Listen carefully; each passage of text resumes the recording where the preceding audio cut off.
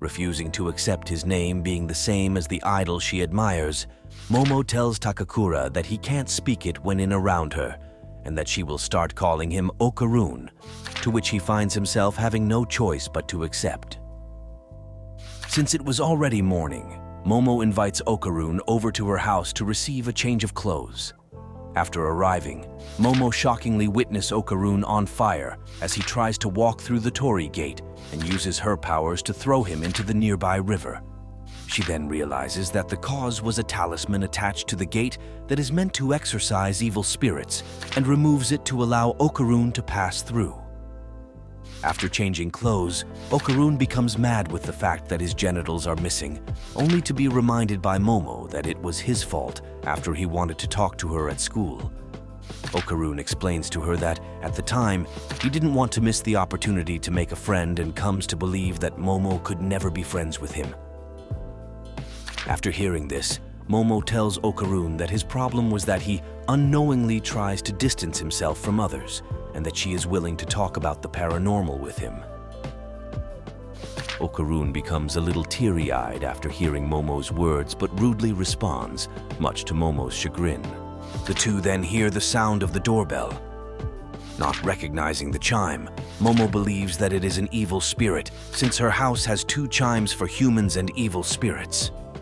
Since the talisman was the thing that was protecting her home, Momo and Okarun go outside to put the talisman back on the torii gate. However, Momo and Okarun find that it is mysteriously night outside.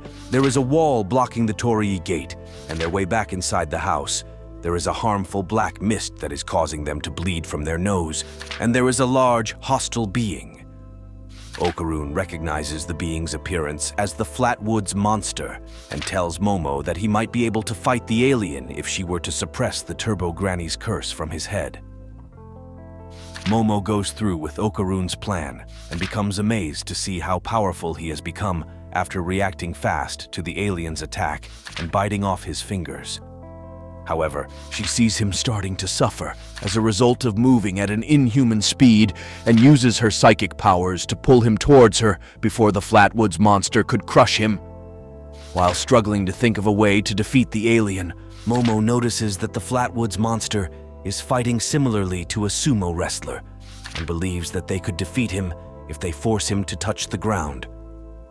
Using her psychic powers, Momo suppresses Okarun's curse with her right hand to have him destroy the Flatwoods monster's right leg, and uses her left hand to pull the alien's body down, causing his right hand to disintegrate as a result.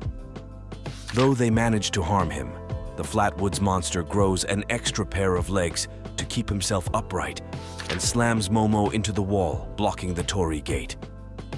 While trying to keep Okarun's curse suppressed, Momo is viciously beaten into the wall by the alien. Though she hears Okarun worrying for her, Momo reveals that she intentionally planned to have the Flatwoods monster beat her in order to create a crate in the wall, giving her enough space to put the talisman back to its original spot. She then pulls Okarun towards her and places the talisman back, resulting in the Flatwoods monster being incinerated and bringing them back to the real world. Momo becomes relived that the conflict has ended, but suddenly faints in front of Okarun as he starts to turn into the Turbo Granny.